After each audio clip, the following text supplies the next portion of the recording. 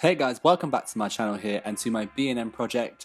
Hello to all my new subscribers out there that have recently joined me, welcome. Today I'm going to be doing lots of bits and bobs for this episode, so let's get straight into it. First of all, I just want to say again, just thank you to everyone that has recently joined me here on my channel. I really appreciate it. I love that you guys are interested in what I'm doing. I did put a poll out just to ask you what you're interested in, and because I've got quite a few projects going on at the moment. So if maybe this one's not your favorite project, I will get another episode out very soon from one of the other ones. Like I said, I'm doing a Maverick recreation project. I've also got a water park project, and then I've also got this B&M custom kind of layout coaster that I'm doing as well. And the aim of this build is to try and get this coaster as perfect as I can with realism details, getting everything accurate and looking like what it would do in real life within the limitations of the Parkitect game. Anyway, so that being said, I will talk about what I'm actually going to be doing in this episode. It's like I said, it's lots of bits and bobs. I'm doing lots of little things. So first of all, I just thought it'd be good to kind of lay out kind of like a scene, like an area. I didn't want it to just be the coaster. I wanted to add like a little bit of atmosphere to it. So I'm here, I've just kind of ran the park, so to speak, a railway track through the coaster there. Maybe that was there before this coaster was built and they built the coaster over the top of it. So I've had that running through, which reminds me of a few kind of parks. Busch Gardens, Tampa Bay has a train that runs through the park, so that kind of thing. And then I just added some water because I think water under roller coasters is really cool. The Incredible Hulk comes to mind. And there's lots of other rides out there as well that kind of partly or are over water. So that I wanted to add like a kind of like a rivery kind of lake, kind of around the side and the back of the coaster. And then I just did like a kind of general footpath and laid out some of the queue lines and the exit path, etc. And now I'm going in and just kind of building all the trenches for the coaster where it dips slightly below the ground level. This is something that B&M coasters have very often, and Kumba at Busch Gardens Tampa Bay is a great example with the corkscrews that are bedded into the ground, which I think looks awesome. So I just wanted to include that within this coaster in a few areas. And to do this, I'm just kind of sinking some walls down. I'm actually using it on the half of the grid because I feel like if I do it actually directly on the grid, the trench is a little bit too narrow. So I just widened those trenches up a little bit. And then same here with this diagonal one that I'm doing as well. So once I've kind of laid out the kind of trenches and kind of got them how I want them, I also go in and just kind of fiddle around with the queue line and the exit path and start kind of building up an idea for how the terrain is going to look and how the floor will look. If you look at coasters on Google Earth from above, you'll see that many coasters kind of have like a design within the terrain.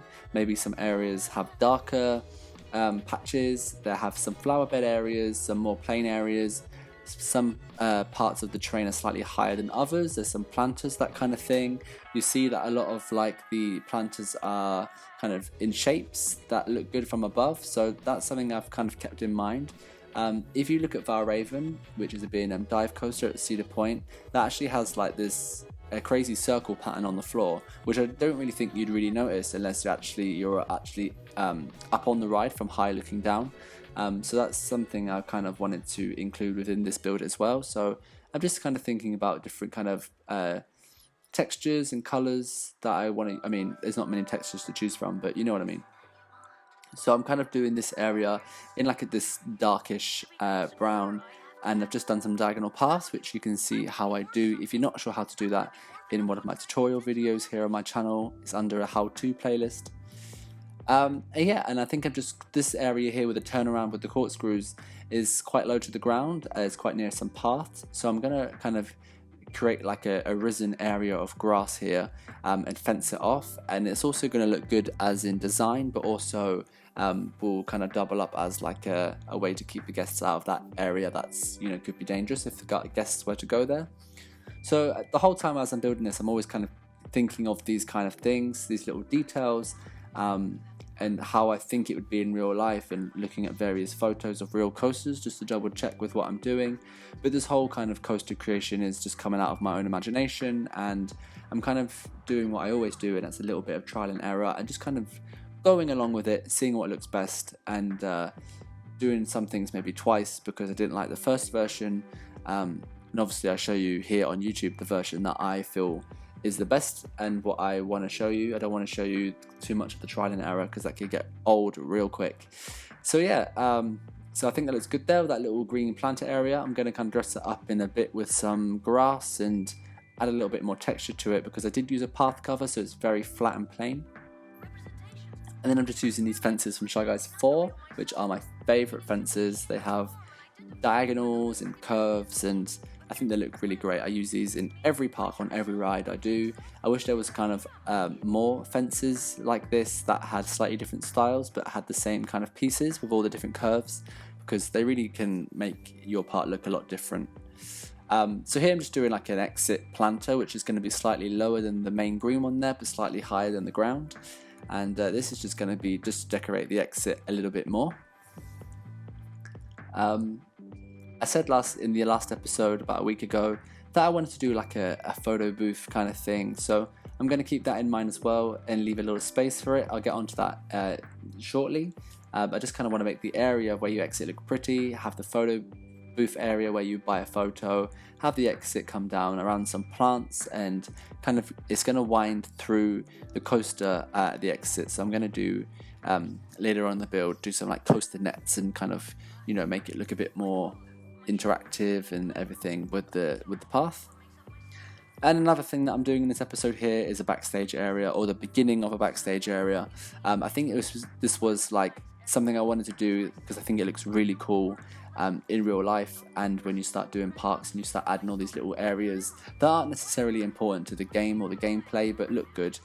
So I just wanted to include this kind of backstage area, which maybe is for this ride or for some other rides, or it's just general like a storage area, but it's just going to be near the coaster and have a path that only staff can enter and exit, and that will run through to the back of the station over the train track that I put there. So I think this was just a nice little detail to add into the build, and is something that I think was necessary in this build. So yeah, I just did quite a simple building there, just using some of the pieces from the hangar set, which I think is great. And here I'm just putting down some staff paths, and this will also lead up to the transfer track area. So it's like a good access point actually for both the station and the transfer track. And I shall do like an access road from outside of the park.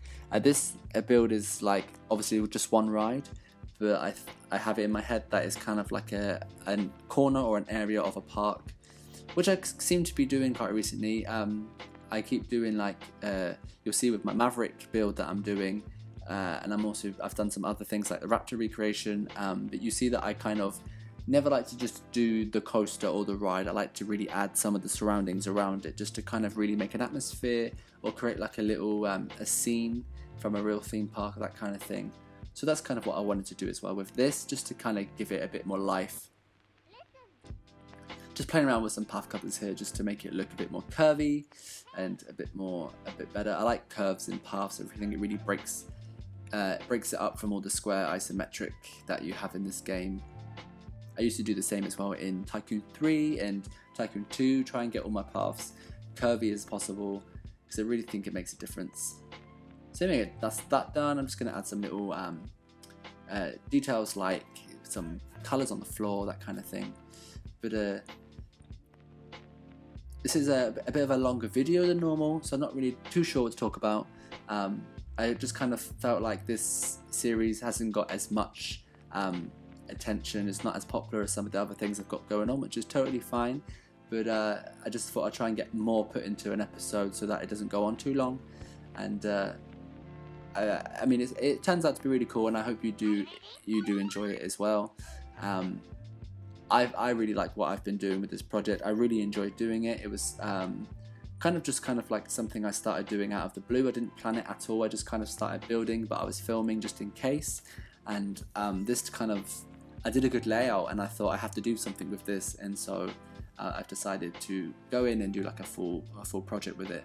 And any of you like coaster nerds out there like me who love roller coasters, I think this is really cool just to kind of see me try and do some of the details that you have on these real coasters, because I know that when I watch other people build and they do the same amount of detail work and stuff, I really appreciate it, and I really love to see what they come up with and what they do and how they make their rides and coasters look real within these type of games, whether it be Parkitect or Tycoon, or it would be Planet Coaster or No Limits or something. I really love to see like a realism aspect done, because I think it's really cool, and also just, you know, it's not just propping down rides and it just being that. I'm really trying to add every detail I can into it. So now I'm just going on here and doing the photo booth area where you can buy an on-ride photo. I'm just going to kind of make it match the station a little bit using the similar pieces, and just create like a little access point for staff from the backside where the staff area is, and just going to block it off a bit. It also blocks off this path actually, so you know that you got the booth, go under the track, and then you're back out to where you came from. And also just think overall it looks like a nice kind of tiny little plaza area here when you come off the ride. So I'm really happy with how that turned out as well. But yeah, I feel like I haven't been on a roller coaster for a long time. I mean, I've been working in Vienna, so I've popped to the Wiener Prater and ridden a couple of the roller coasters there. You know, nothing special. They have a terrible Zamperla, Volair, and a Vekoma Boomerang that has lap bars. But apart from that, I feel like I haven't ridden any roller coasters in a long time. This game is, you know, gives me my roller coaster fix to an extent, but I do plan on heading to Walibi Holland to ride Untamed, the new RMC, and also I want to head to Bobbejaanland Land to check out Fury. And I thought while I'm at it, maybe I'll hop to the Efteling in between. Maybe, I'm not sure yet. But yeah, I'm really need my theme park fix. I haven't been on to roller coasters in a while. You know, what's the most recent roller coaster you've ridden? Let me know down below in the comment section. I'm interested to know what coasters you guys are riding as well, and what you enjoy. You know, I always get a few comments now and then to say what people's home park is, and what's your home park as well. My home park is actually Phantasialand, so I'm spoiled as I get Taron. But you know, I always hear people have home parks that I'm really jealous of. You know, like Alton Towers. I'd love to live near there, get to ride Nemesis all the time, and experience all the other coasters that they have. But you know, we all live close to a park, I guess, and mine's Phantasialand, yeah. So I just added some trees into the area, and now I'm just added a terra painting there just to add a bit of texture to the green. And I'm just going to add a little exit canopy here under the track. The trees I'll play around with, trying to find the right colours along the way and see what kind of looks best with what I'm doing. But I thought the trees really brought what I just did, the area together very nicely, and I'm very kind of happy with how that looks over there. And I added some lines to the backstage areas, the yellow lines, just to kind of give it a more of like that pop of colour and look, and to make it, you know, the warning lines where not to go, etc. I'm just going to start working actually on the queue line. I just added a roof there to like the cattle pen kind of area. I'm not going to finish that off today, but it's there for me just to do in another episode. And I'm just adding some like triangle roof pieces down here along the queue line, just to add as just to act as protection from the sun if you're standing in the line, but also done it in a way that it looks kind of stylish, added a bit of style to it. And I'm just going to use like a yellowy colour because I haven't got like all I've done so far really is turquoise and the purple. Got a little bit of yellow on the station, so I thought it'd be cool to add a little bit of yellow in the queue as well, just to kind of add the third colour in there. And also I've just added a couple of little blue ones in there as well, just again to add an extra colour, but a colour that's not too random, but it kind of still fits in with what I'm doing. And I'm just adding the fences off here to the rest of the queue line. And I'll go in at a later point and actually add in kind of the queue line foliage and how it will look and the way it will work. But I've got kind of the basics of it now laid down, so I'm happy with how that's looking as well. And I'm just going to add some fences here to the trench areas, just for staff members and also for the GP if they were to maybe be stupid enough to climb over a fence to retrieve a lost hat or something, you know. It's best to add those fences to the low areas.